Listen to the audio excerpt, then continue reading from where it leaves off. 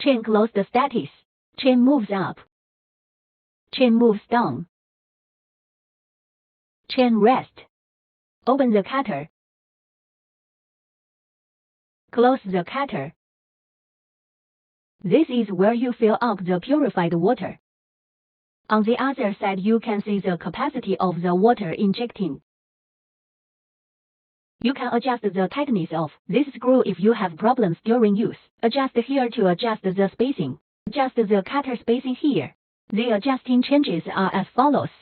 The next step is to demonstrate the operation of the machine. Open the cutter.